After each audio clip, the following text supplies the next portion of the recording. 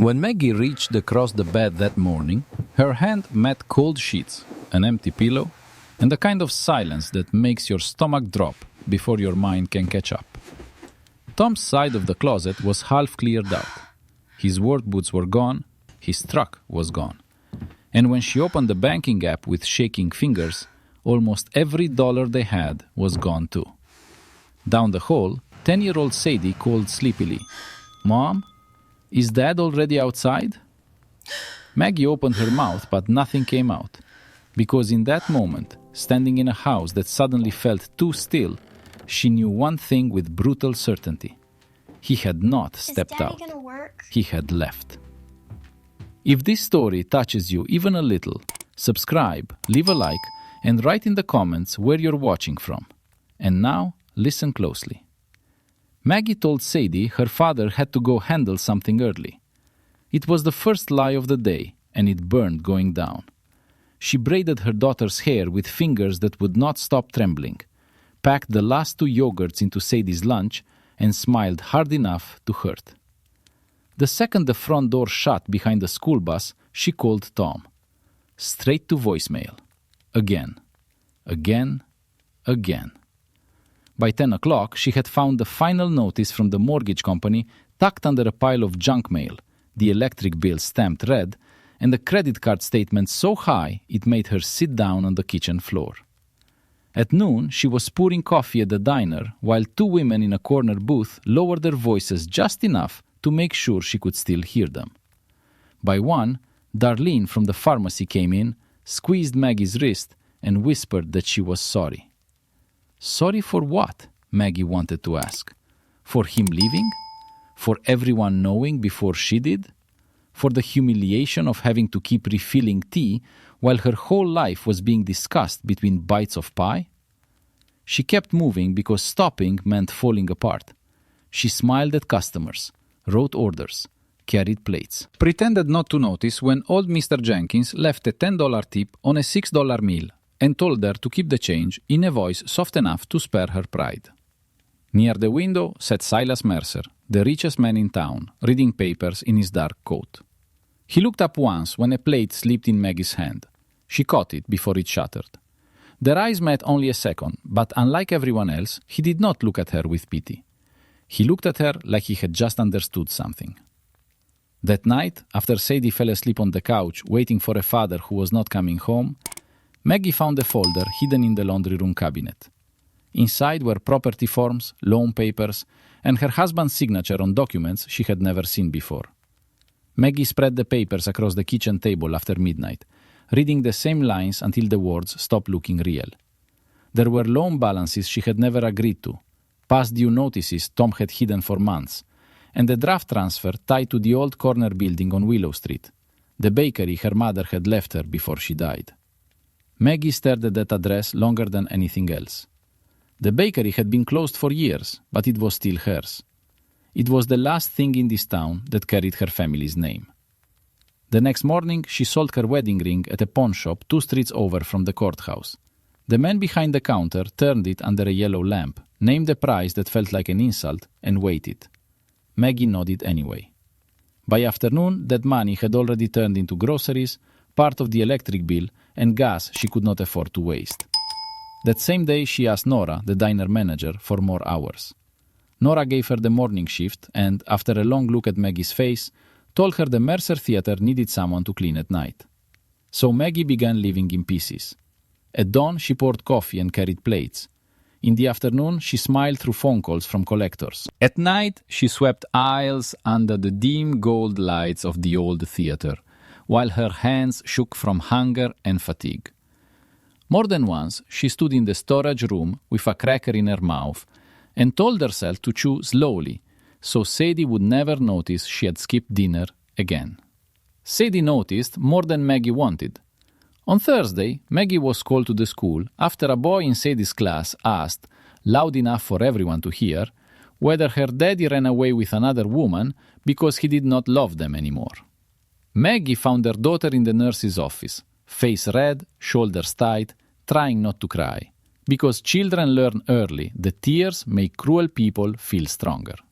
Maggie knelt in front of her, took both her hands and promised her that what broken people do says nothing about the people they leave behind. She kept her voice steady until they got back to the car. Then she had to grip the steering wheel and breathe through the pain before she could drive. That evening at the diner, an elderly woman near the counter went pale and nearly slipped off her stool. Maggie caught her before she hit the floor, eased her down, loosened her scarf, and stayed with her until the paramedics came. The woman clung to Maggie's hand the whole time. 20 minutes later, a black sedan stopped outside. Silas Mercer stepped out, crossed the diner without hurry, and thanked Maggie in a voice low enough not to turn kindness into spectacle. The woman was his aunt. The next day, Darlene from the pharmacy told Maggie she had seen Tom back in town. Clean shirt, polished shoes, laughing outside the bank like he had never broken a home in his life. And by sunset, Maggie understood why. He had not returned for her. He had returned for the bakery. Tom came to the diner just before closing, when the coffee had gone bitter on the burner and Maggie's feet hurt so badly she could feel her pulse in her heels. He stood near the counter in a pressed blue shirt, clean-shaven, smelling like expensive cologne and bad intentions. For 1 second, seeing him there made something old and foolish rise in her chest. Not hope, just memory. Then he smiled, like a man arriving for a business meeting, and whatever was left of her illusion died quietly. "We need to talk," he said. "No," Maggie answered, wiping down the counter without looking at him. "You need to explain." He glanced around the diner, lowered his voice, and slid into a booth, as if he still belonged anywhere near her life. He told her she was making things harder than they had to be. He said the bakery had been sitting empty for years. Said he had found a buyer. Said if she signed a few papers, she could walk away with enough money to breathe again. He even had the nerve to call it a favor. Maggie stared at him. "You emptied our account." Tom leaned back. "I handled debts you didn't even know about." "You created debts I didn't even know about." His jaw tightened. That was the first honest thing his face had done all night. Then he tried another angle. Told her she was tired, broke, overworked. Told her she could not save everything. Told her pride would not keep the lights on. He spoke to her like she was already beaten, like the hardest part was convincing her to admit it. For a moment, Maggie hated him less than she hated how close he came to sounding practical. That night, she sat at the kitchen table while Sadie slept with one arm hanging off the couch, and she looked at the signature line on the papers Tom had left behind. Her mother's bakery, the place that used to smell like cinnamon and warm bread at 5 a.m. The place where Maggie had done homework under the counter, while her mother kneaded dough and told her that anything built with honest hands carried a soul inside it. Maggie pressed her palm over her mouth and cried without sound, because she had almost signed away the last piece of love she had left. The next day, the power company truck stopped outside the house for 10 terrible minutes before driving off after her partial payment cleared. Sadie saw it from the window and said nothing, but at dinner she pushed half her sandwich back onto the plate and whispered that she was full after 2 bites. Maggie knew that lie. She had used it herself too many times. By Friday, Tom had already spread his version of the story around town. Maggie heard it in fragments. She was unstable. She was drowning. She wanted revenge. He was only trying to help. The cruelty of it nearly broke her. Not because strangers believed him, but because he knew exactly which parts of her struggle would sound ugliest in public. Then Silas Mercer appeared at the diner again, not with flowers, not with pity, but with a folder. County records, loan filings, dates, signatures that did not match. He set it in front of Maggie and said very calmly, "Your husband made one mistake. He thought no one would look closely." Maggie opened the folder with trembling hands. For the first time since Tom disappeared, fear was not the only thing she felt. The town hall was full before the meeting even began. People who had barely looked Maggie in the eye for weeks now filled the rows like they had bought tickets to her humiliation.